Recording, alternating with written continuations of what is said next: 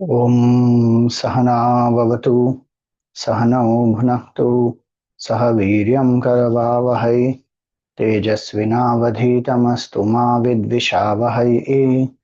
ॐ शान्ति शान्ति शान्ति। ॐ सदाशिवसमारम्भां शङ्कराचार्यमध्यमाम् अस्मदाचार्यपर्यन्तां वन्दे गुरुपरम्पराम्। श्रुतिस्मृतिपुराणानाम् आलयं करुणालयं नमामि भगवत्पादं शङ्करं लोकशङ्करम्। शङ्करं शङ्कराचार्यं केशवं बादरायणं सूत्रभाष्यकृतौ वन्दे भगवन्तौ पुनः पुनः। वसुदेवसुतं देवं कंसचाणूरमर्दनं देवकी परमानन्दं कृष्णं वन्दे जगद्गुरुम्। समस्तजनकल्याणे निरतं करुणामयं नमामि चिन्मयं देवं सद्गुरुं ब्रह्मविद्वरम्। Hari Om, salutations to all. So 15th chapter we saw the description of the inverted tree has been given. Urdhva moolam adha shakham ashwatham prahuravyayam chandamsi yasya parnani yastam veda savedavit. In that the first line of this shloka we had seen Urdhva moolam adha shakham. The roots are above and the branches are below, which we saw that up and down, see, even in space itself, up and down is not possible to identify by itself in space. We identify up and down with reference to something. So suppose we say there is a stool, then we say above the stool, below the stool. Body, then above the body, below the body. If by itself in space there is no up and down. So that which is Paramatma, obviously there is no up and down in Paramatma in that sense. Yet when we say Urdhva Moolam, the root of the whole world, the source of the world is called above. Why it is called above? Because cause is always subtler than the effect. Effect may not remain, but the cause will always remain. Mud is the cause. Pot, cup, pitcher, saucer. One can break that, make it into some other, mud. The pot can become a cup, cup can become saucer. Form can keep changing, but mud will remain. Before the pot came into existence, mud was there. During it also, mud is there. After the pot breaks also, mud is still there. Same way, Srishti, before it rises, Paramatma is there. When it is there also, it is Paramatma only appearing as this. And when it gets destroyed also, Pralay happens, Paramatma only will remain, which is why it is above. That's why it is changeless, imperishable, unborn. That supreme truth, that's why it's called above. Urdhva Moolam. And Adha Shakham. The cause only appears as the effect. So this world, this samsara is nothing but that Paramatma, but that we are not having the clarity. So we see samsara as separate from Paramatma. That becomes the cause of sorrow. There was one nice example that Akhandanand Maharaj used to give. So he says that, there was some traditions earlier where, the king would marry some princess of a kingdom, and sometimes it would be such that the king has not formally gone there and married. So the princess has also not seen him. The sword has been sent, and that princess marries and comes here. So Akhandanandji gives that example, and he says that, once one princess married that way, a particular powerful king, and for some reason the king was not able to go, and the sword was sent, and she married and she came. She has not seen the king. She doesn't know who is the king. So the king decided to test her. So the king started writing letters to her as another person who is in love with her. And she also started responding. The king is not met her yet. Few days have happened. They have told ki king has gone out somewhere or something. They have told her, and she is living in the palace. Now she starts responding. She is also reciprocating, and she is ready to marry that boy now. Finally, the king comes, and the truth is revealed. And she feels so ashamed, saying, "Arey, what? I was already married to him, and I became ready to marry to somebody else." She doesn't know he is the king only. She thinks it is somebody else, and she is ready to marry. So finally, the king broke the marriage. She returned to her palace. But that story Akhandanandji says is significant because he says this samsara is Paramatma only. But when I don't see Paramatma as Paramatma, the samsara as Paramatma, then I am seeing it as separate from the self, or separate from consciousness, or Bhagwan, whatever you call it. Then one gets attached, one gets bound, and that is where the downfall happens. So one has to see the same king was appearing as a lover. She is already married to the king. She should not even entertain the thought. In the same way, we are already one with Paramatma, but we have forgotten. Because we have forgotten that or we ignore that, then the mind is tempted, attracted by the samsara, and that samsara is Paramatma in another form. But I am not seeing samsara as Paramatma, I am seeing it as Nama and Rupa, separate from Paramatma. Like this lady is thinking of the lover as separate from the king. Now, please remember, this is only a story, okay? Now, don't bring gender into play and say, why is a woman always thought like that? And it can happen to anybody. It can happen to a man also. The point here is this. When Bhagwan says here in this 15th chapter, Urdhva Moolam Adha Shakham, up is the source, root. That only will appear as the tree. Samsara is Paramatma only. But if I don't have that vision, then I will be bound. That samsara vriksha, that's why it is called vriksha. You know, one interesting thing about vriksha is what? Last time we saw, vrishchanat vriksha, that which has to be cut. You know, the grains, suppose wheat, corn, rice, any of these, or even very small plants. So what will happen? They have a cycle. So they will, so from the from the time they are sown in the soil, then they will grow, they will mature, and then they will reach a particular level where they will produce some grains and then they will die. A tree doesn't happen like that. Unless there's some natural calamity, cyclone, this, that, and it is burnt or destroyed specifically, the tree does not die by itself. It does not, it will keep on growing. Which means what? Why the analogy of a tree has been given? Anything perishable could have been taken. The analogy of a tree is for this. That effort is required to get out of this samsara. So in the third shloka, Bhagavan will say, Asanga shastrena dridhena chitva. With the axe of detachment, firmly you hit. Then only this tree will be destroyed. If one thinks, apne aap ho jayega, I am just living over a period of time, as I gain more experiences, I will become detached and I will get out of samsara, it will not happen. Effort has to be put to go to the teacher, learn the knowledge, get the vairagya, do the sadhanas, live in self-control. All that is the effort. Even things just ऐसे ही हो जाएगा, वो नहीं होने वाला. Body can keep dying. It keeps growing, becoming old, it will die, another body, this will go on. Which is why the example of the vriksha is there. So, urdhva moolam adha shakham. And you know one interesting thing about this, I don't know how true that is I don't have that practical experience of this, but Akhandanand Ji Maharaj has mentioned it in his commentary, so I'm sharing with you.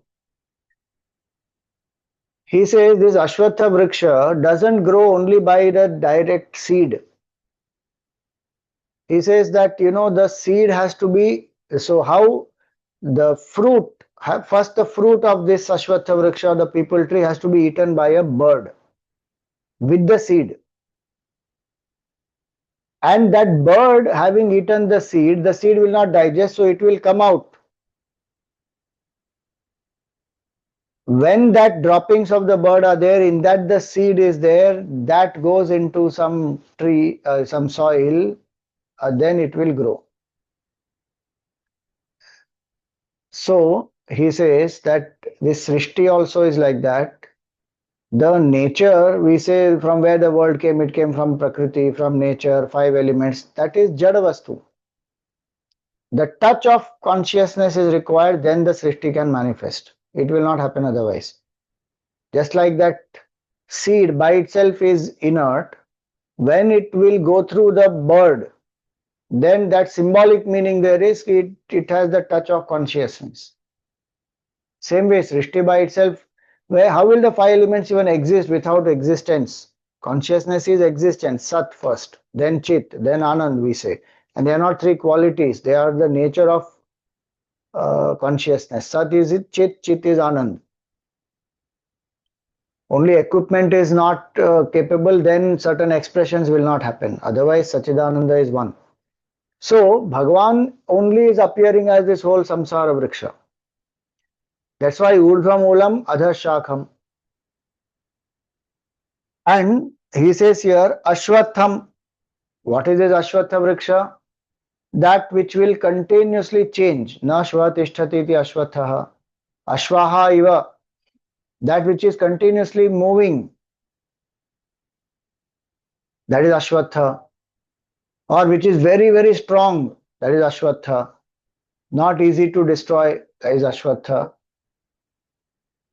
So, Urdhva Moolam Adha Shakham Ashwatham.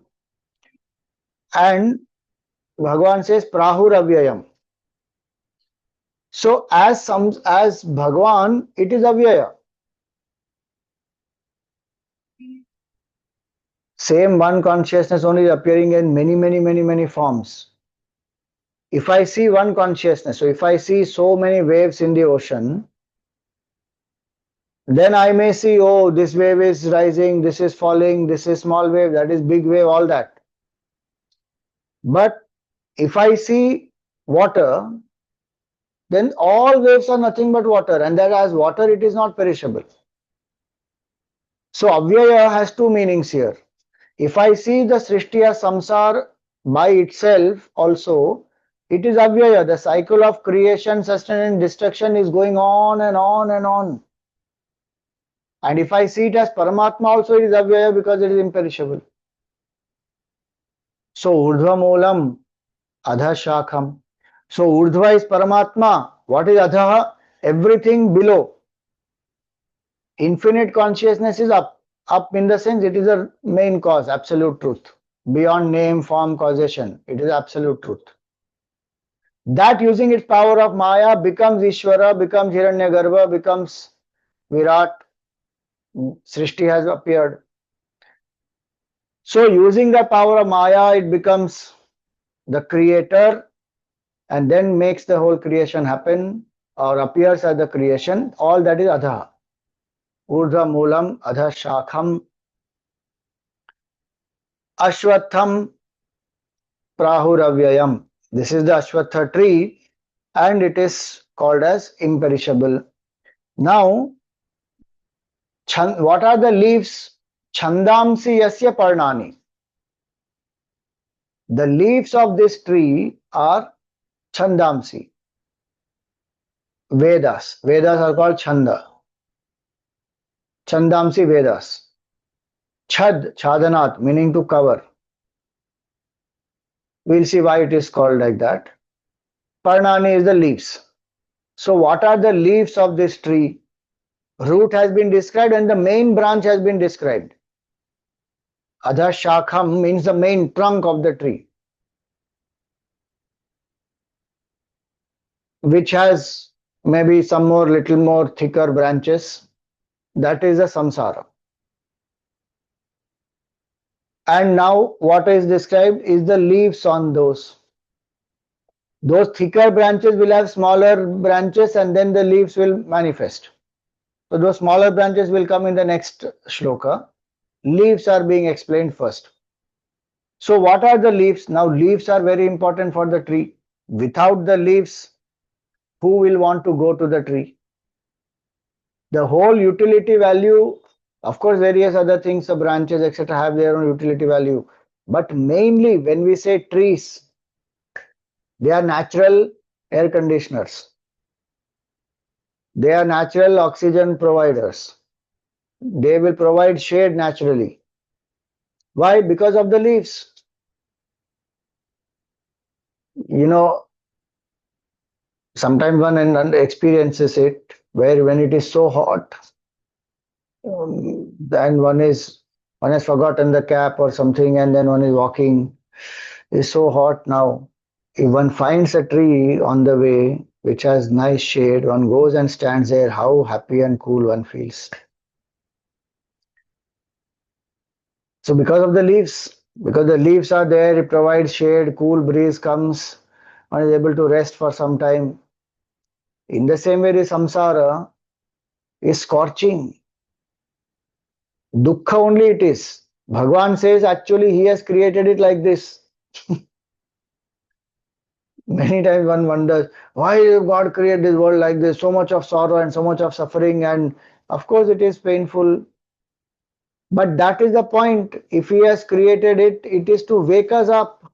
Ki bhai, why are you satisfied with the temporary? Wake up, realize what your true nature is. Otherwise, we are going to be very happy with the temporary. If there is no sorrow at all, if there is no disappointment, if there are no problems, if there is no pain, one is not trying to be unsympathetic or just give some intellectual knowledge, but the purpose we have to understand. It is to destroy our negative karmas also, as well as to help us to wake up that however glorious life may be, it is temporary. However great things I may achieve or enjoy or you know produce, it is very, very momentary. It just, today are we not seeing young people, 24-year, 25-year, 21-year, they are getting heart attacks.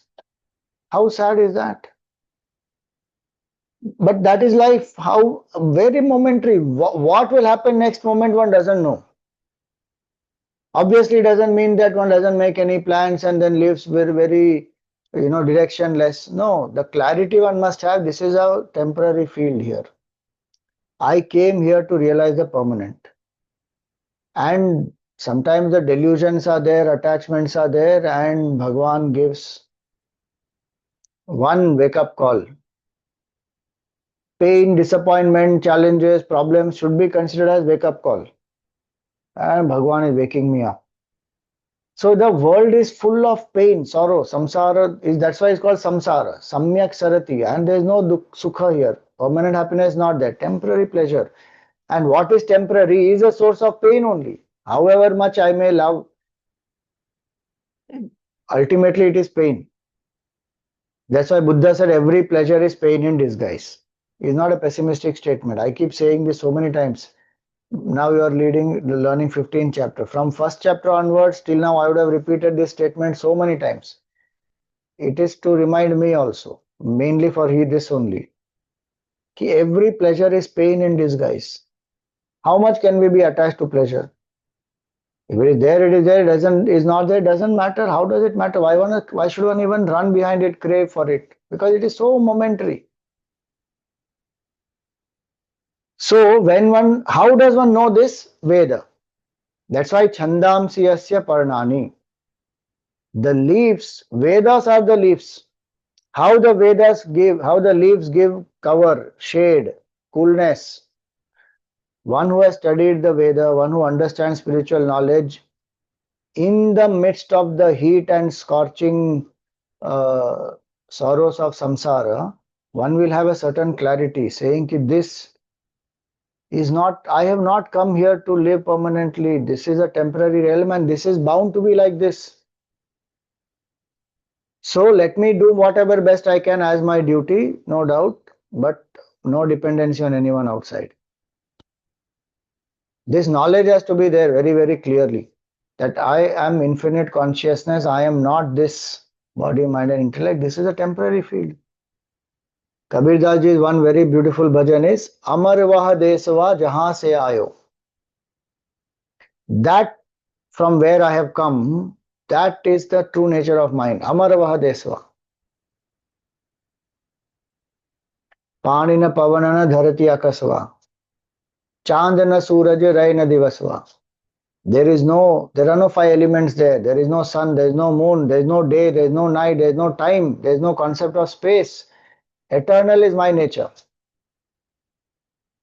Forgetting that, now I am identifying with one body and then running behind a few things and then getting attached and identified, and what all one goes through. Veda helps us to recognize, Kare, what are you doing? And gives us the right perspective. So, Chandamsi Asya Parnani. So, leaves, they provide the shade. One, leaves also provide nourishment. If you read Gurudev's commentary very nicely, they explained about osmotic pressure. Leaves create that osmotic pressure, meaning what? They will pull the water from the earth through the roots. The water will come through the roots, it will go up through the whatever the branches and the trunk and all that, and the leaves will pull that water, and through its pores that water evaporates out. That's that photosynthesis what happens. So continuously this cycle is going on. Rains will happen or water is put into the soil, and then from the roots it is nurtured, nourished, and so the roots will nurture and nourish. If the leaves are, and the leaves also have their own cycle. They will grow, then they will become green, and then they will become yellow, they will become, then they perish, they fall. So the idea is that osmotic pressure it creates. Leaves are that knowledge. We have to live our life anchored in knowledge. Knowledge of what? From the roots, the knowledge of the root. The knowledge of the changing realm, which is this world, as well as the changeless truth. Both we need. How the leaf nourishes the tree, same way knowledge should nourish my life. And the knowledge is for of both. Urdhva Moolam, Adha Shakha. I have to know the changeless, I have to know the changing. Then Vedavit I am. Then I am the knower of the Veda. Meaning I have understood the purpose of coming here in human form. If I know only the changing realm, when I am running only behind that, I have not known the changeless. Then the cycle will keep going on and on and on, and no matter what I achieve, there will still be emptiness, loneliness, insecurity, all that will continue.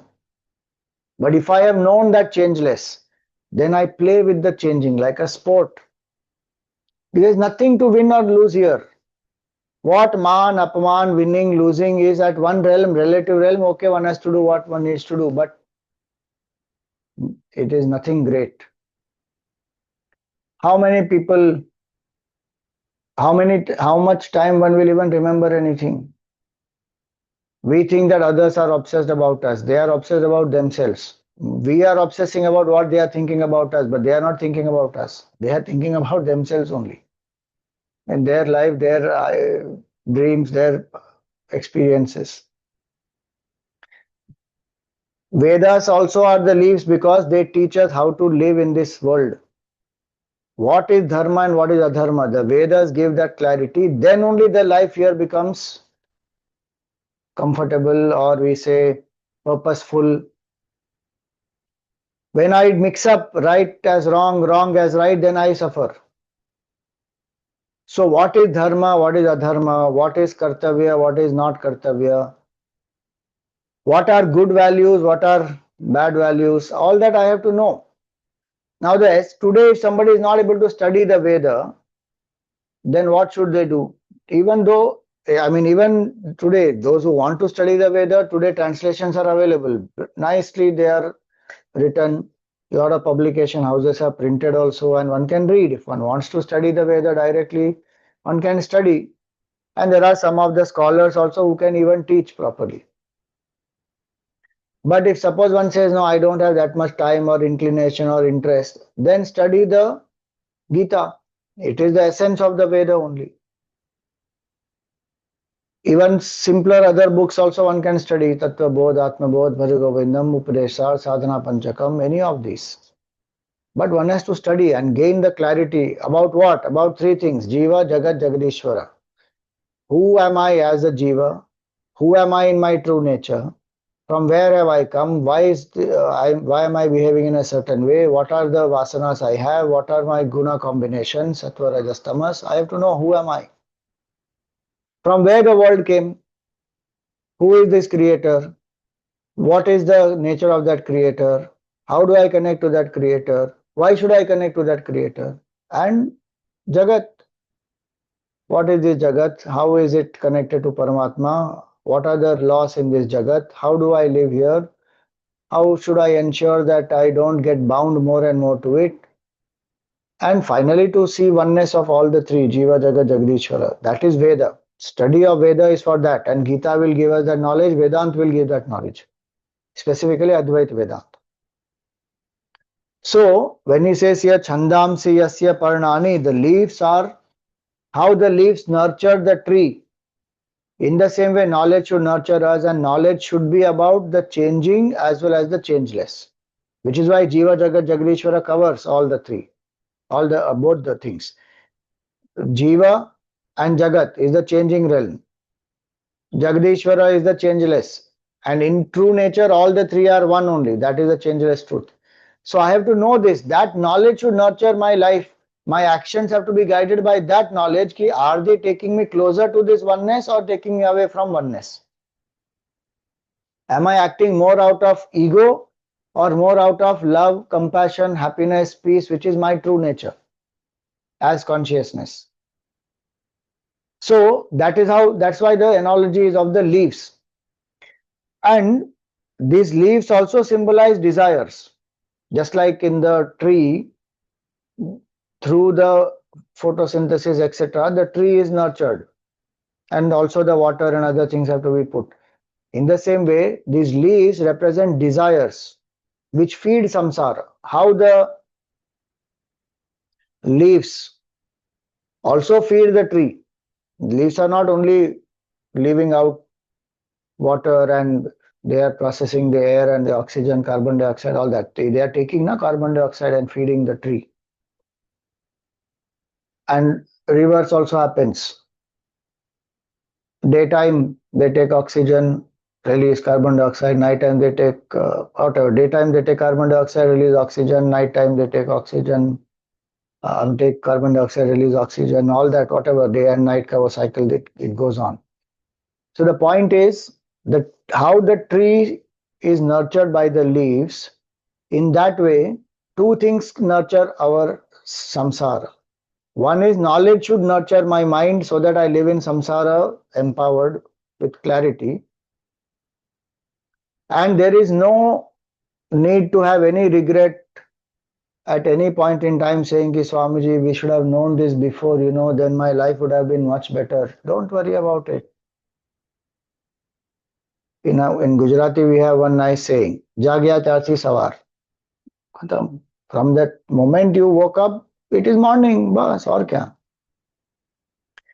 For whatever reason, some karmic reasons, whatever it is, suppose I didn't get this knowledge before, doesn't matter. Start working on it from now. No need to live in regret, useless that is. From now, what can I do now? How will I change now? How can I realize the truth now? Bas, we have to work on that. No, this is not possible now. I am becoming old. This is happening. That is happening. That is what the mind will tell us. Simplest I can do, Nam Japa at least I can do. Remember Bhagwan, I have to only connect to the divine. Whatever ways, through bhajan, through stotram chanting, through Nam Japa, through seeing the form, Whatever way I can, just connect to Bhagwan. So one is knowledge should nurture me. Second is desires. Leaves also represent desires. So what type of desires will nurture? Sattvic desires can nurture. Rajasic, Tamasic also not a problem as long as they are dharmic. Suppose I have a desire to attain lot of wealth, Rajasic desire, no problem, attain. Our culture doesn't say don't attain wealth and enjoyment, but it says don't do things which are adharmic.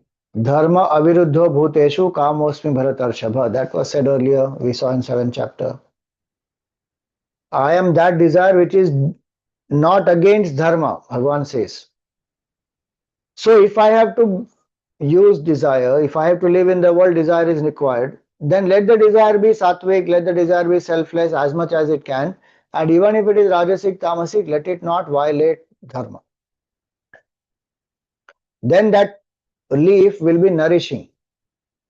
If it is adharmic, it will nourish. But what it will nourish? Papa karma. Papa it will nourish. And that will bring suffering more. Already, even with punya, there is suffering in the world. From absolute standpoint, punya also is a bondage only. But it is better than papa. But if I don't do enough punya karma and I am doing adharmic things, then I am nurturing papa, it will bring sorrow, no doubt about that. So Bhagavan says here that chandamsi yasya parnani, let there be dharmic desires, because the dharmic desire will also help me to rise above desire finally, to realize that urdhva moolam, to realize that my nature is that infinite consciousness. Adharmic desire will not allow me to do that, because it will increase body identification, ego. Because why am I doing adharma? To feed some attachment I have, no, to ensure that whatever it may be, money, it may be enjoyment, it may be name, fame, power, and through that I feel good. So it is going to increase that ego, as well as it will bring that negative karma of the wrong actions. So it will take me away from the divine, from my true nature. So from adharmic desires to dharmic desires, one has to rise above dharmic also and go to desireless state. That's the progress. Which is why he says that these leaves, as in that sense the leaves are covering. Why the word chanda is used? Chanda literally means meter. In one meaning is meter, where the Vedic mantras are written in certain meters. Like Gayatri is a meter, chanda. And that's why when Bhagavan says in 10th chapter, Gayatri Chandasam Aham, he does not mean about Gayatri mantra. He is saying among the meters, I am Gayatri meter, which has 24 syllables, 8 in each quarter. What we are reading here is Anushtup Chanda in the Gita. Some places it will come Trishtup Chanda. Like the next shloka onwards, no? Adhaschodvam prasrita stasya shakhaha is Trishtup Chanda. This Urdhva Moolamadha Shakham Ashwatham Prahur Avyayam is Anushtup Chanda, because it has 8 syllables in one quarter, 4 quarters like that, so 32 syllables. This Trishtup will have 11 in one quarter, 44 in 4. So that is called Chanda, science of meter. The root word of that also is this Chad, to cover. So when we say Veda is called Chanda, and here Veda is compared to leaf, desires in that sense here. So Veda also will cover the reality in certain ways. How? When the Veda tells, do this ritual, you will get certain results, through that you will enjoy, through that you will go to heaven. What will happen? The mind will become extrovert. But why will the Veda say that? Because that is a natural progression the person has to go through. Like a child has to play with the toys, the parent has to give the toys. If the parent says toys mein happiness is only not there, don't give. But for the child, that time the toy is required. Without that, it won't move. It can't evolve. Same way, we need that desire. even adharmic desires, then Veda will say, if you do adharmic desire, this will be the result, this is the pain, this is the sorrow, this is the suffering. So do punya karma, do good actions, and then you go to, enjoy good things here. Punya only is the currency for everything. I keep saying so many times that. Body will be attained, good body is attained because of punya karma. Wealth, progeny, prosperity, good family, love, education, knowledge, satsang, all this comes by punya karma only. So the Veda will say do. Large part of the Veda will be rituals to fulfill desire. Then little bit will be about the single pointed meditations and upasanas, and minimum, very less part is the Upanishad or the Advait Vedanta. Because majority will be ready only for karma. So it is called Chandamsi. It covers. So desires, they cover the reality in us. So that's another meaning. When we say what way, why is Veda called Chanda, that is one meaning given. But the other meaning is this, that our desires, they cover, they veil the true nature of ours. And they make us feel that happiness is outside. One is veiling, another is projecting. Avarana and Vikshepa, they are the play of Maya. Truth is veiled in the heart, and then one is running outside everywhere. Gurudev used to give this nice example of this thief. One Sethji was traveling in the train, and that Sethji had some nice wallet, thick wallet, in that lot of money he has kept. And now, somebody comes to buy, somebody comes to sell something, and, some chana or some idli or some food or some anything, So Sethji removes his wallet, takes out some money, gives it to them, and buys all that. Now this thief is seeing all this. This Sethji is having this wallet. So when that Sethji went to sleep, so the thief is on the berth above, Sethji is in the berth below. So this thief gets down and he searches everything around the Sethji, below his pillow, in his luggage, everywhere he searches. He can't find the wallet. He's searching. Next day morning, again he sees Sethji as, hey, he has a wallet, and again he's buying things and all that. Second night also he's searching. Can't find at all. Then they reach the destination. So this thief, he was feeling very hurt, I said, how I couldn't find, where was he hiding this? So finally he mustered up some courage and he said, I was trying this. I'm very sorry, but can you tell me, where were you hiding this wallet? And the Sethji said that he hid the wallet below the pillow of the thief. Everywhere else the thief searched, he couldn't find. He would not search below his pillow because he doesn't even think that it may be there. So the point is, Bhagwan is covered. I mean, he is in our heart, but the desires are covering him. So there's a veiling, and then one is running behind samsara. So that's why he's called as, this is a Veda. This nature of samsara, if I see clearly, Veda will teach me that through desire, see the limitation of the samsara and get vairagya. Purpose of Veda is that. Don't say, yes, Swamiji, Veda is for covering. I am following only that nice karma kanda portion of Veda where just fulfill desire. So I'm very happy with fulfilling desire. Okay, if one wants to do that, is one's choice, go ahead, happily do, no problem. At some point, one will get the result of it, understand the temporary nature of life. Then one will again come back to knowledge here, spiritual knowledge. That time Veda will say, this is all kshanikam, dukkham, dukkham. Then one will get vairagya. So that's why chandamsi yasya parnani, just like the leaves nurture the tree, may knowledge nurture us, and may desire. If I have to entertain desire, okay, let me entertain desire, no doubt. Till one point, no, knowledge and desire will go together. I may know I am Brahman, but I will still have desire. But let that desire be dharmic desire. Last stage of evolution, I will drop all desires, or when we say in contemplation, drop all desires, realize the truth. So, chandamsi yasya parnani. And so, while fulfilling the desires, how to fulfill with dharma, which is why the Varna Vyavastha, which is why the Ashram Vyavastha is given. Brahmacharya Ashram, you gain the knowledge, study, understand about the purpose of life, learn both knowledge of the changeless and the changing, and understand that this life is attained. We have come here only to realize the changeless truth. That's all. That's the main purpose. Everything else is to help in that. That if we have forgotten and everything else I'm doing, then I'm missing the point. Now, some people want to ask that question. They keep asking, what's the point? What's the point?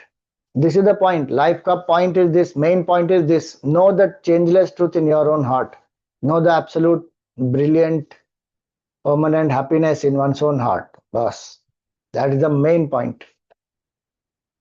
The rest of it is all aid to that or taking one away from that. So the Veda will tell very clearly, do dharma, what is right, what is wrong, and enter into this grahastha ashram having studied it, so that one goes through it, go through power, pleasure, prestige, popularity, everything in a dharmic way. At the same time, also be connected to the divine. Please, we should always remember that. We should never forget. Many times we think that spirituality is after I go through all this, I've seen the limitation, then I will come to spirituality. No. While I'm going through all this, one part has to be connected to the truth, connected to the spiritual sadhana, then only this vairagya will come properly.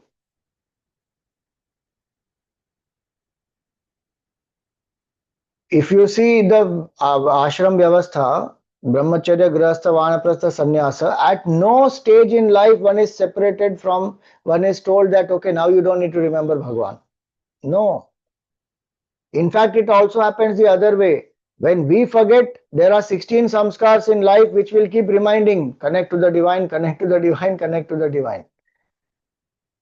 Including grahastha ashram, one is doing pravesha, vivaha, is through that ceremony where one will invoke the devatas, one will invoke Bhagwan and then chant the mantras, do the ahuti and then enter into grahastha ashram in a sacred way. One can simply do register marriage for legal formality. Why is all that required?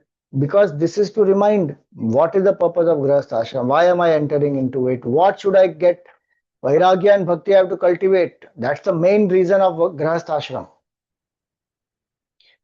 And people sometimes they joke around, they say, Swamiji, vairagya to mil gaya, bahut pareshan ho gaye. Our spouse is like this. Both of them, man will tell about the woman, woman will tell about the man. Both of them.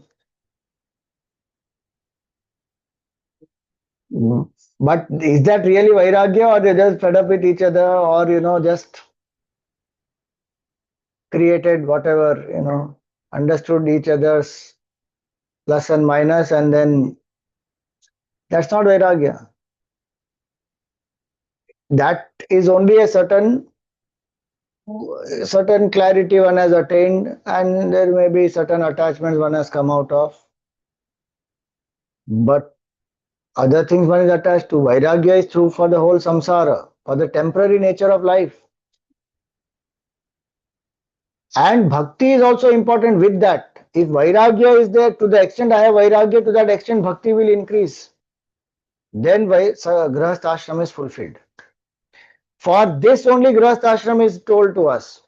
Go through desire, which is what Veda will tell. Ki go through grahastha ashram in a dharmic way, see the limitations of everything, do enjoy in dharmic ways, and rise above it. Then vanaprastha and sannyasa, nivritti marg, exclusively seek the truth. Then the husband and wife are no more to relate each other as husband and wife, but as co-seekers, and just walk the spiritual path, support each other on the spiritual path. Have lived as a grahasthi with that duty for 25 years, enough. That is the purpose. Now, this whole vision is given by what? The Veda, which is why it said Chandamsi yasya parnani. Yastam Veda Savedavit. Whoever knows this is a Vedavit. What? This tree, which has roots which are Paramatma, and which is appearing as the samsara also is Paramatma, and the Jiva who is knowing this is also in its true nature Paramatma only. So in the first shloka itself, Bhagavan has given Advait Vedant. So if 15th chapter is the essence of the Gita, and you want to chant 20 verses of it, wonderful, please chant. But even if one says this first verse alone, that itself will give Jiva Jagat Jagadishwara oneness, straight in the first verse only. Urdhva Moolam is Paramatma, Adha Shakam is Samsara, and Yastam Veda, that Tam, Yaha is that Jiva, Mr. So and so. If one knows Paramatma and knows Samsara also as appearance of Paramatma, which means one knows oneself also as the Paramatma because this is a part of Samsara. That person is Vedavit. That Vedavit is equal to Jivan Mukta, realized person. So nice this first verse is. Urdhva Moolam Adhashakham Ashwatham Prahuravyayam Chandamsi Asya Parnani Yastam Veda. Whoever knows it like this. Now think about it. Do we know it like this? We don't know the source is Paramatma. We don't know this samsara also is appearance of Paramatma. And now do we know that our true nature is Paramatma? All the three we don't know. No, Swami, now we have studied, we know. 14 chapters we already finished, we know. Which is very good. If we know it, very nice. Intellectual knowledge also, if we have, is very good. It is much better than not having this knowledge at all and running around in the world ignorant. But literally, Vedavit means what? One who knows this Purusha, that I am Purusha. That's why it's called Purushottam Yoga, that my nature is Purnatvat Purusha, my nature is Paramatma, in my true self, not as individual. Then that experience will happen. No? That is the main criteria, which is what is Vedavit means that. Yastam Veda Sa Vedavit. So how interesting it is. Now, what is the definition of Veda? Vedavit, sorry. The definition of Vedavit is not somebody who knows all the four Vedas only. There can be people who know the four Vedas, but they don't know the reality.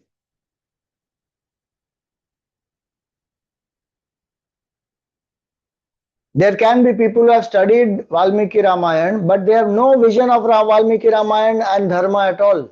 That Bhagavan's nature and what is his purpose and why he came and what is the main point of Valmiki Ramayana, they may not know. They may take it on a different track only and start criticizing Ramji also. If one wants to understand, etc., that's a different point. But sometimes it's just not understood properly. Has not studied under some parampara or from proper teacher. Started reading and then misunderstood, misinterpreted, created one's own interpretations and imaginations, and same way one can study Veda but yet not know the essence of the Veda. So Vedavit, the definition of Vedavit in Gita is what? Whoever knows Paramatma, Samsar and Jiva as one is a Vedavit. The appearance of one truth is a Vedavit. So this is the first shloka. Beautifully Bhagavan has described. Now the same tree, little more description he gives. So the second shloka he says, Adhaschodhvam prasritastasya shakhaha guna pravriddha vishaya pravalaha adhascha moolanyanusantatani karmanubandhini manushya loke. See, when we chant, no, I'm saying now specific thing related to chanting in this 15th chapter, because many of us chant this daily or before eating food.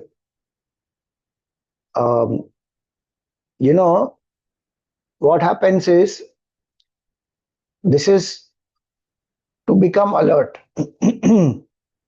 Like in the first shloka, some of the common mistakes of chanting, what people do, ऊर्ध्व मूलमद शाकम अश्वत्थम प्राहुरव्ययम छंदांसि यस्य पर्णानि यस्तं वेद स वेदवित्. Two common mistakes are what? They will not say shakham. They will say shakam. Urdhva moolamada shakam. Dha they will not say. Madha they won't say. Madha shakam. So urdhva moolamada shakam. Dha dha has to come. Urdhva moolam adha shakham ashwatham, not ashwatham, ashwatham rahuravyayam. Then chandamsi. It's not chandamsi, chandamsi. Because the whole meaning changes.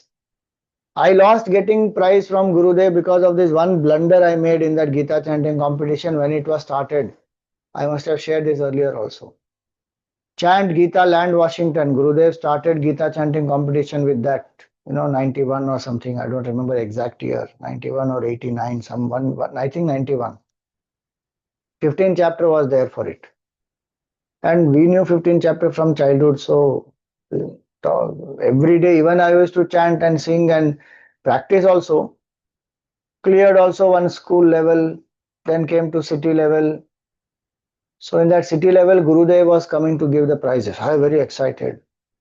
Then went and chanted. The judge asked from in between. I gave all the shlokas, everything properly. I was so thrilled. I said, "Aaj to prize milega." So they announced the results after the whole competition is over. Third prize, this person. Second prize, this person. I said, yeah, let them take. I'll get first prize only. First prize they announced. I didn't get. I was so disappointed. Hare Gurudev is there. I didn't get. So finally I went and asked one of the judges. There were, I think, two of them that time there. So one of them I asked, sir, where did I make a mistake? He said, first line only you made a mistake.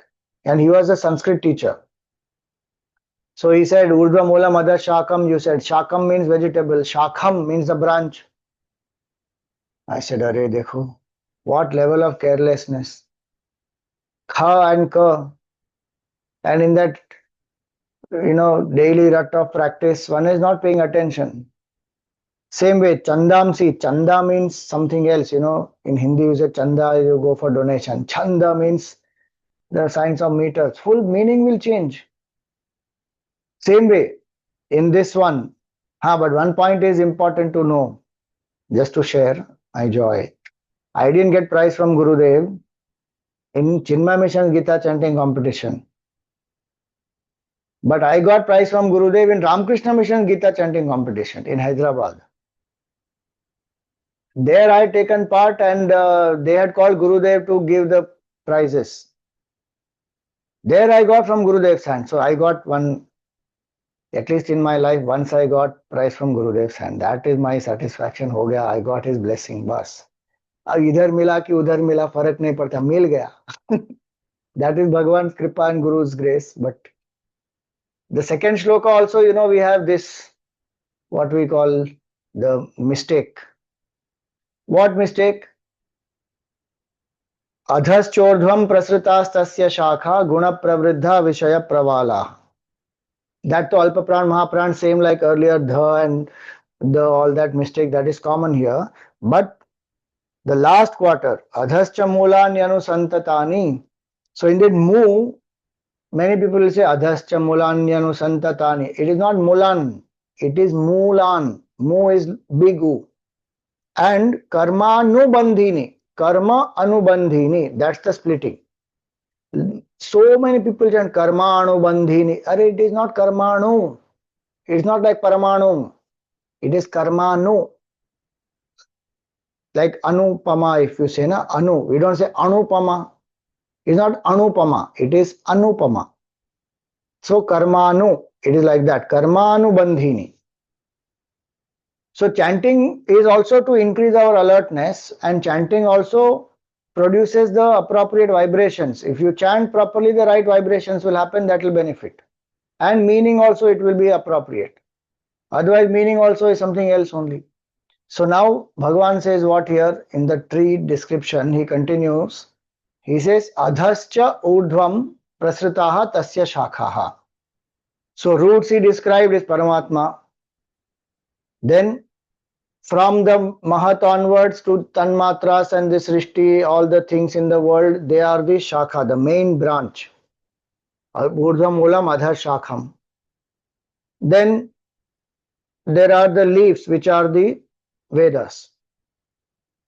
Now, the trunk and the main branch ko chhod ke, there are many other branches up and down. Adhascha urdhvam, down and up. Now remember, this down and up is not like the earlier shloka down and up, urdhva moolam adha shakham.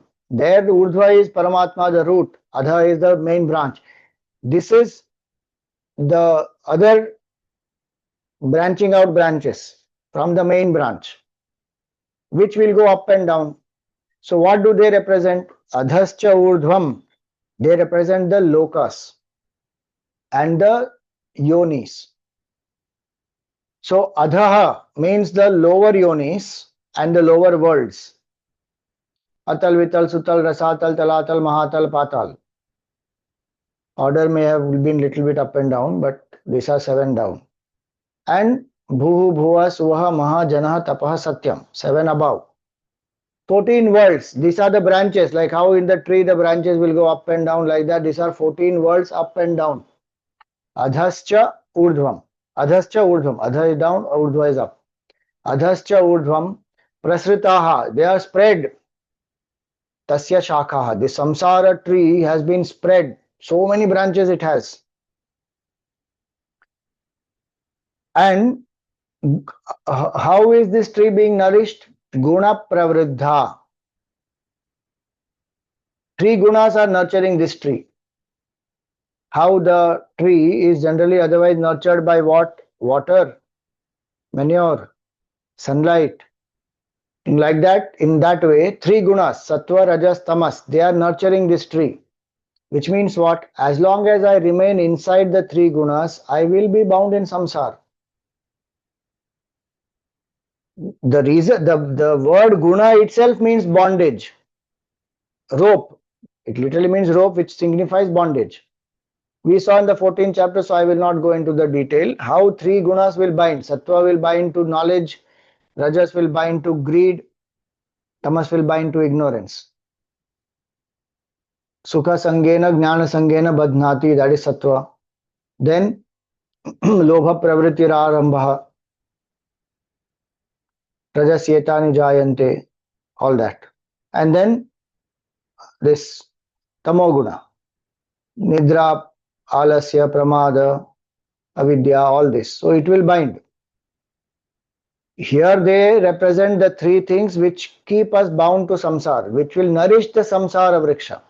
3 gunas. In that, obviously 2 gunas will bind more, 1 guna will bind lesser. And so as much one comes to sattva guna, that much more easier it will become to rise above samsara. That will be the next shloka. With the axe, Bhagavan says, you cut this tree. That requires sattva guna. So we'll come to that. But at the moment, what Bhagavan is saying, adhascha urdhvam prasritaha tasya shakha. These branches are spread everywhere. These 14 worlds. What world we see is only a gross tangible world, which is 1 realm of consciousness. 14 realms of consciousness like that in one Brahmand. Like that there are multiple Brahmands. That is the whole Srishti. Full creation is that.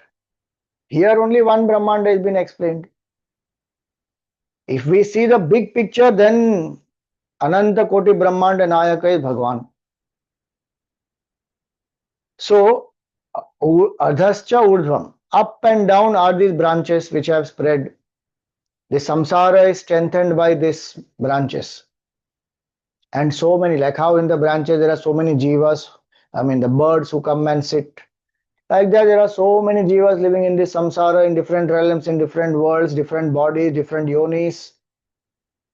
So urdhva and adha in this context here, adhascha urdhvam also means the yonis, not only the worlds. In those worlds, those particular yonis will go. So the yonis which are below human, so birds, animals, plants, rakshasa, daityas, asuras, so many, nagas, all those will come down. Above Deva, Yaksha, Gandharva, Kinnara, Rishi, Muni, Siddha, Charana, Kim Purusha, all this will be above. These are yonis.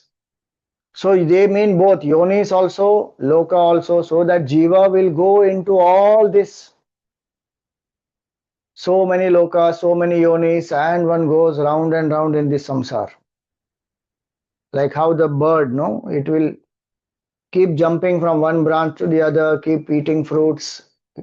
Like that, the jiva also goes from one body to another, one branch to another, one loka to another. Adhascha urdhvam, as per its own karma. Adhascha urdhvam prasrita sasya shakhaha. Then guna pravriddha, nourished by the guna. Samsara is nourished by the gunas. Vishaya pravalaha, the sense objects are the buds. You know, these buds, especially in this people tree, very soft, delicate, sometimes pink, light green, and tender. And then slowly those buds only will become flowers, they will become the fruits. So sense Vishaya Pravalaha, the sense objects are like that buds. How these buds will give rise to flowers and fruits, and they will have seed, and that fruit will create more tree, and that will go on. In that way, the sense objects bind the jiva to the samsara. How? Karmanubandhini manushya loke, through the bondage of karma. Why? Because he says adhascha mulani anusantatani. Below, so the tree has a main root, primary root it is called. Then there are secondary roots, and the secondary roots will go much more deeper inside, and they will hold. In that way, this samsara also, karma includes all the secondary roots, because of which we are bound to the samsara. Action we do, we need to experience the result. For that, we keep coming into new bodies, and every body we come into, specifically Bhagavan says here manushya loke, karmanubandhini manushya loke. Very important to understand. All the other yonis are only bhoga yonis. We don't create karma there. Having come from different yonis to first human birth, our karma account starts. See, again, this is only to understand first human birth, but there is no first human birth. There is a going on, a beginningless cycle it is. When was the first human birth? That question only is wrong, because time comes into being after mind comes into being. So mind is before time. So how can we say first human birth, first life? Not possible. Life has to be there first. Then mind has to be there. Then time will come into play.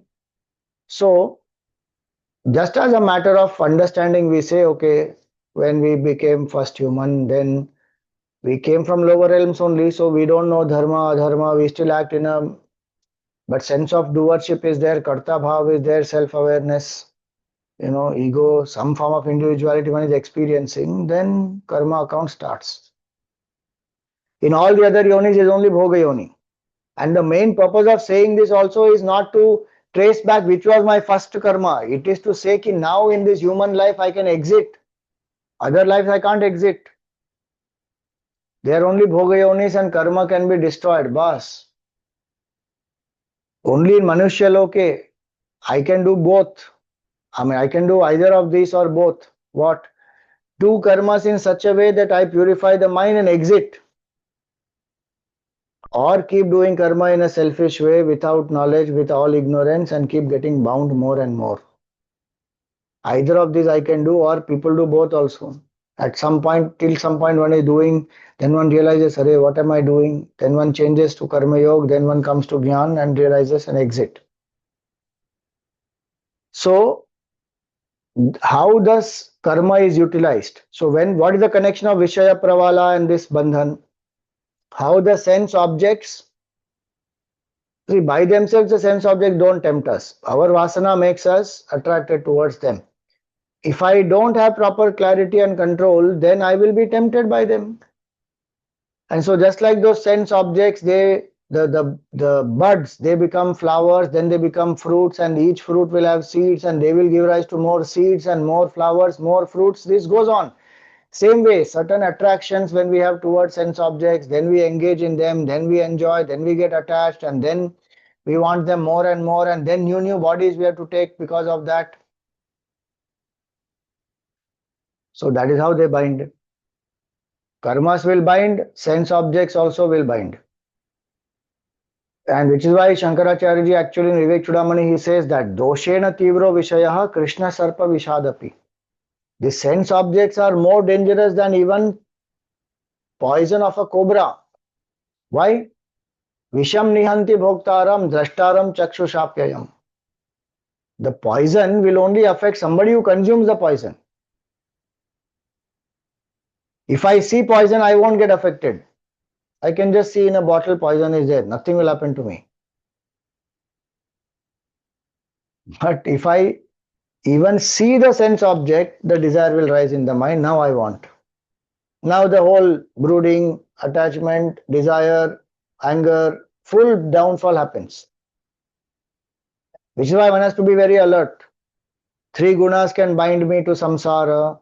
Karma can bind me to samsara. These sense objects bind me to samsara. Raga, dvesha bind me to samsara. So if one understands all this, then one will say, enough now. Why will I keep coming back? The whole analogy of samsara vriksha is given for understanding the limitation of samsara and to get a desire to get out of samsara. So that's why Bhagavan says here, so one should live in certain sense control. Very nicely the definition of Vishaya is given. What is a Vishaya? See, the language of Sanskrit is so beautiful. The meaning of the word is there inside that word. If you open up that word, that's etymology. One will understand such beautiful depth. So Vishaya, when it is said, Vishaya pravalaha, Vishaya, the sense objects are the buds. So he says here, what is a Vishaya? Vishinvanti iti Vishayaha. That which binds us specially is a Vishaya. The etymology of the word itself is that which binds. Again, I am saying they are not binding by themselves. Our vasana is binding us to them. Otherwise, it doesn't matter. Like a teddy bear, one is not attached to anymore now. We have outgrown it. But the child, it will bind. Why? Because the child has the interest.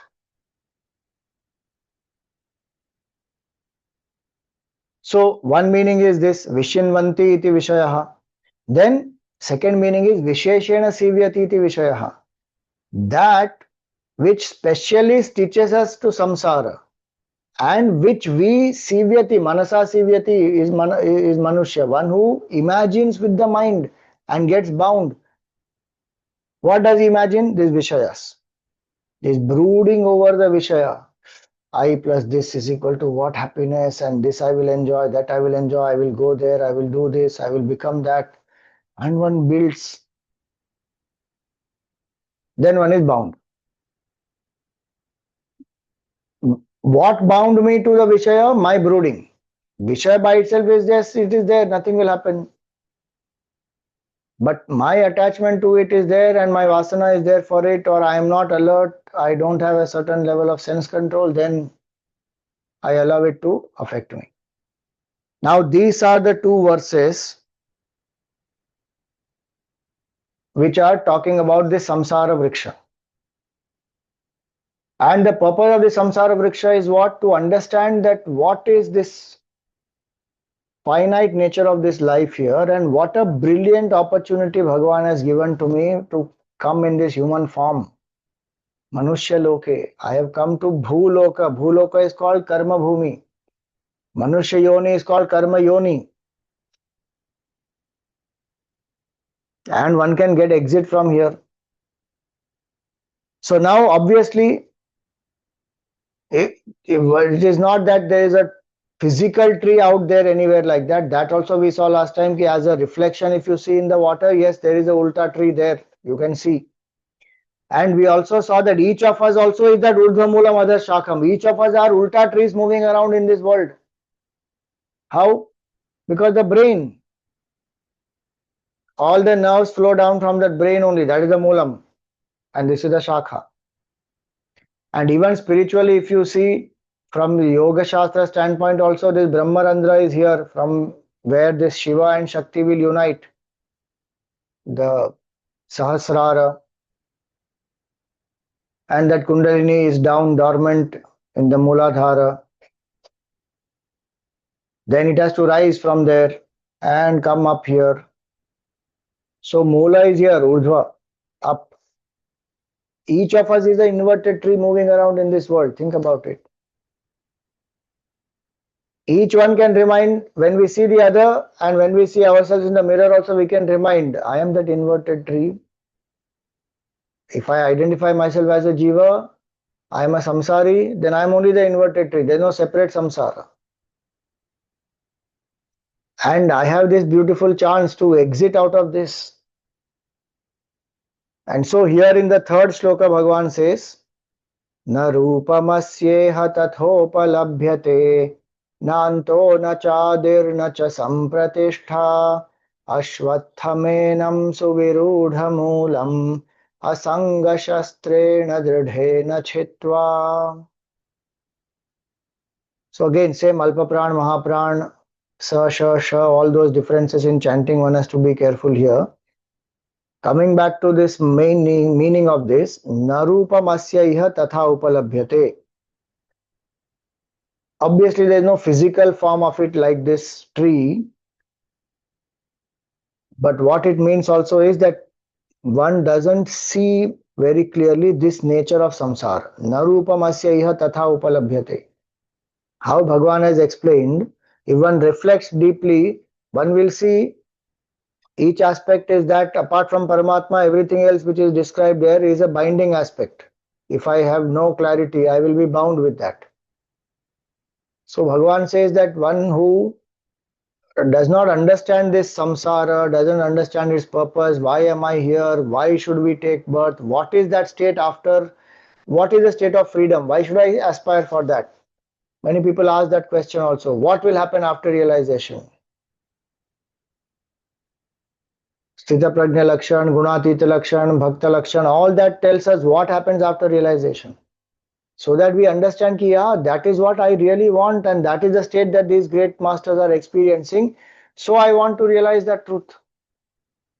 For that, I need to understand the limitations of the samsara and how difficult and painful it is and why it is not satisfying me. One has to see for oneself clearly.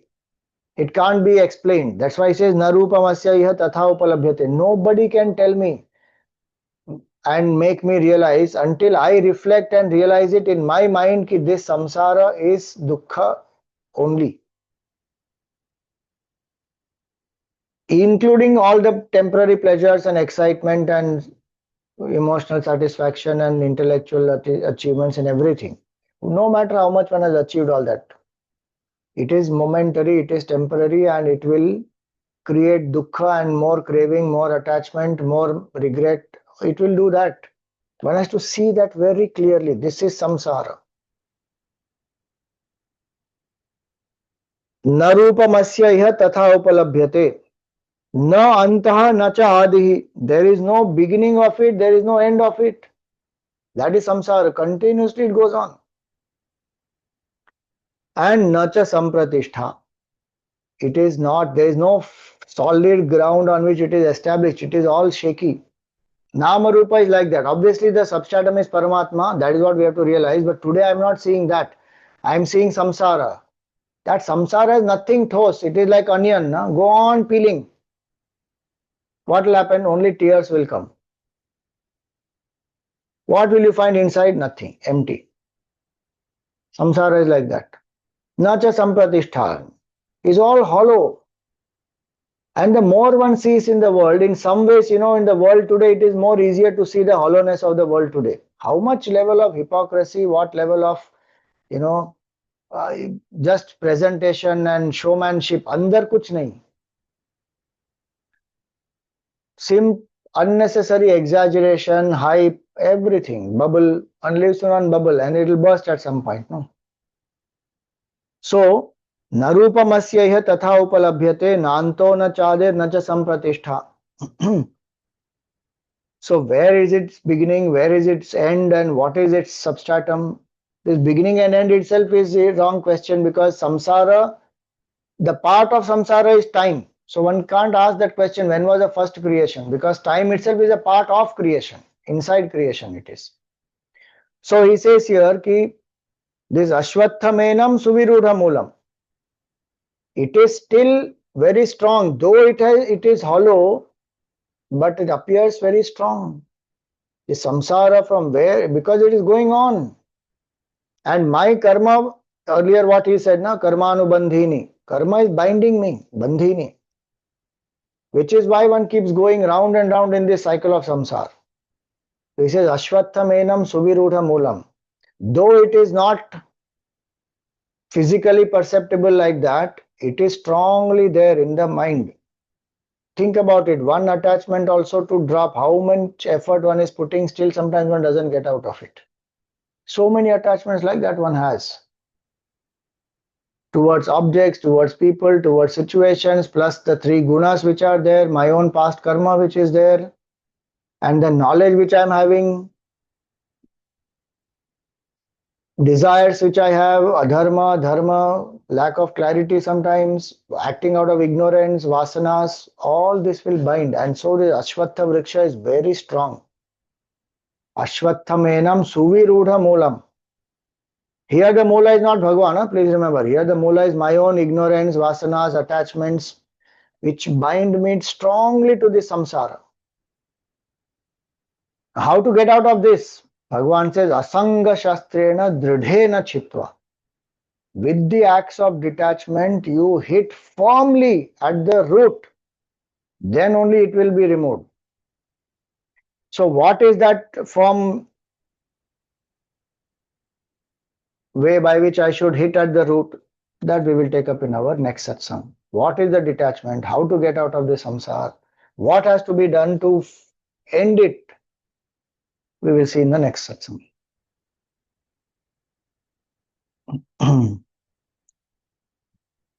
So we will thank all our Yajmans.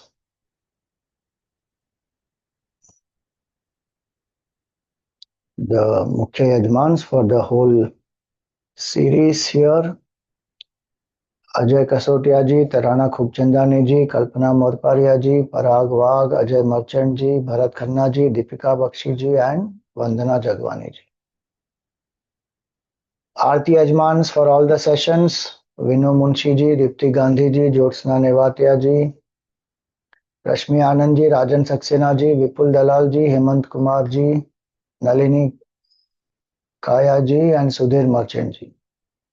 Dainik Yajman for today are Anita Mahesh ji, Neelam Gupta ji, Geeta Mirchandani ji, and Achyutan Nair ji.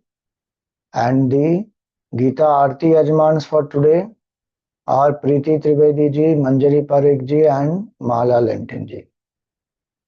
So we invoke Bhagwan's grace, Gurudev's blessings on all the Yajmans, their families, and everyone present here. May Bhagwan bless us with the true understanding of the Veda, the essence of it. May we become Vedavit. May we realize absolute oneness.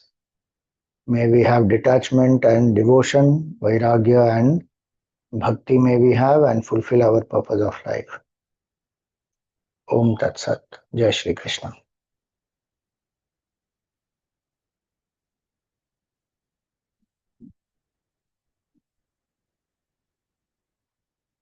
So if there are any questions, we will take it up after the Aarti.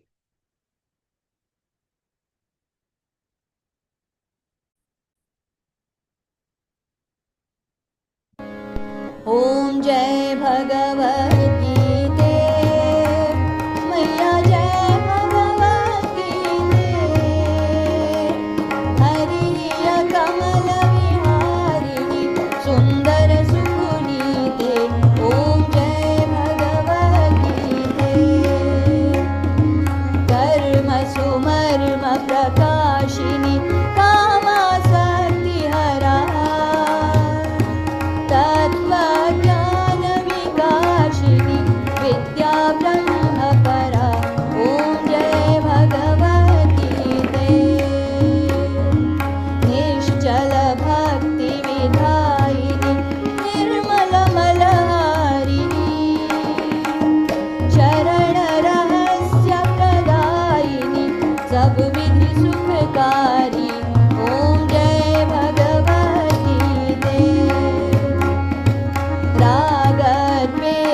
विदारिणि कारिणि मोद सदा भवभयहारिणि तारिणि परमानन्दप्रदा ॐ जय भगवती ते आसुरभावविनाशिनि नाशिनि तमरजनी दैवी सद्गुणदायिनि हरिरसिका सजनी ॐ जय भगवती ते समता त्याग सिखावनी हरिमुख की बानी सकल शास्त्र की स्वामिनी श्रुतियों की रानी ॐ जय भगवती ते दया सुधा बरसावनी मातु कृपा की जय हरि पर प्रेम दान कर अपनों कर लीजय ॐ जय भगवती ते ॐ जय भगवती ते मैया जय भगवती ते हरिया कमल विहारिणि सुंदर सुपुनीते ॐ जय भगवती ते ॐ जय भगवती ते ॐ जय भगवती ते बोलिए गीता मैया की जय। बोलिए श्री कृष्णचंद्र भगवान की जय, श्री सद्गुरुनाथ महाराज की जय।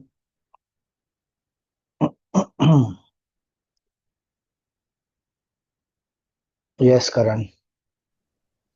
Hari Om Swamiji. Hari Om. Am I audible? Yes, audible. Swamiji, this first verse and second verse, and you mentioned this a number of times, is that it is for us to see the nature of samsara. So I guess first question I have is actually, does one have to develop a slightly pessimistic or cynical view of this world in order to develop, vairagya basically? Hmm. Is that a necessary step that one goes through in order to experience vairagya? And B, the second question is actually related to the previous chapter, which is about gunas. And does a higher purpose, can a higher purpose or an inspiring goal, a selfless, I'll just start again. Can a higher purpose bring a person out of tamas? So these are my two. Yes. So, one first question is, see, the pessimistic view is not required, cynical view is also not required. If I see the samsara factually for what it is, that is called jnanam. Jnana is to see something as it is, without bringing the coloring of my raga and dvesha. If I see the true nature of samsara as it is, I will automatically get vairagya. Why? Because there is no real happiness there. That's a fact. I am convincing myself in some way to believe pleasure is equal to happiness, 1 point. 2, sensory enjoyment, I am mixing it up with my happiness.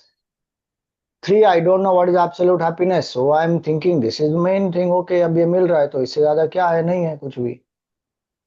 So I, out of ignorance, but if I see for myself, that's why scriptural knowledge is important. Then one will understand, Arey, what am I settling for? Like how there is no, like we can say today, there is vairagya towards the childhood toys, right? We don't have a cynical attitude, pessimistic attitude towards it. So the definition of vairagya is what? Iha amutra phalabhoga ichha rahityam. That is called vairagya. Here and hereafter, no sense of craving for sense enjoyment. Absence of craving for sense enjoyment here and hereafter, that healthy state of mind is called vairagya. Like how we don't have any raga and dvesha. So vairagya is not opposite of raga. Viraga is not opposite of raga. Opposite of raga is dvesha. The complete neutralization of raga and dvesha is called vairagya. Because in raga I am attached towards something and I am running towards it. Dvesha I am disliking something strongly and I am running away from it. Vairagya is a state of no running towards and no running away from. Because one has understood that there is no happiness there. Cynicism and pessimism will be where one will think that this is negative, this is bad, this is painful.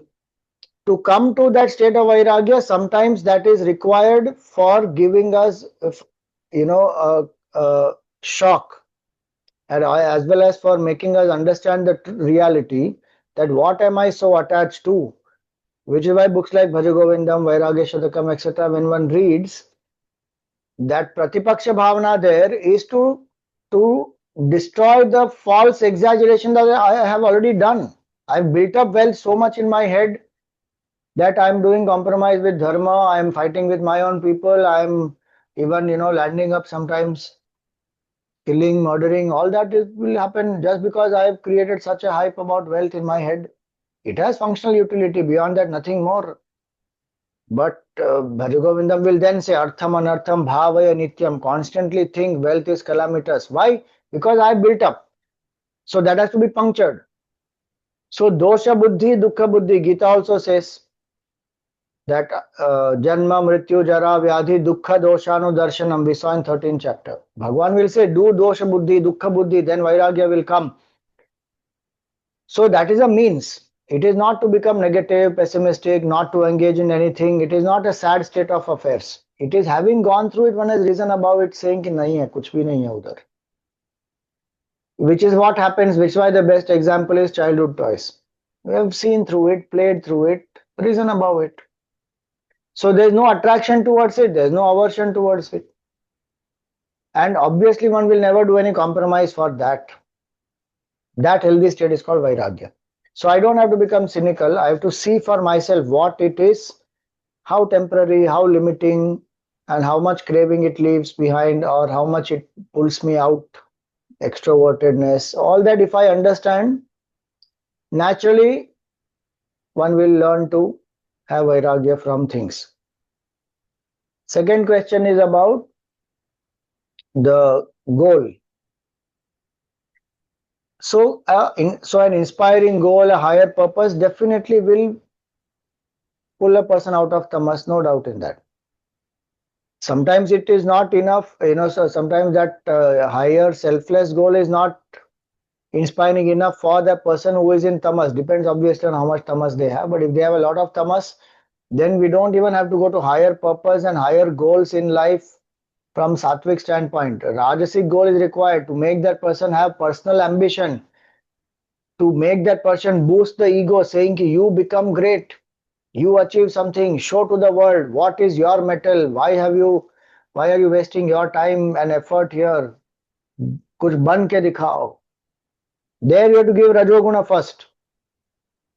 Then when that person has become dynamic, you say now you go to sattva. See, if that person, again I'm saying, if there is little tamas only, then a higher goal is inspiring enough, please happily give sattvic higher goal, no issue at all.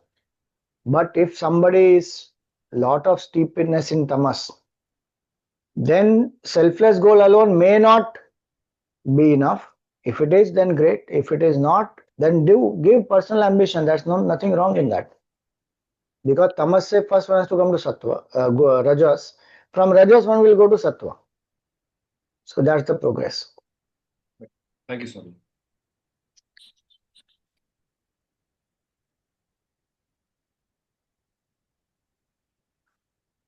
It's our punya that we can attend your satsangs. Okay. Thank you very much. Yeah, punya only. Good karmas. Bhagwan brings satsang through that. And kripa of Bhagwan. All right. Thank you, everyone. Om Purnamada Purnamidam Purnat Purnamudachyate Purnasya Purnamadaya Purnameva Vashishyate. Om Shanti Shanti Shanti. Harihi Om Shri Gurubhyo Namaha. Harihi Om.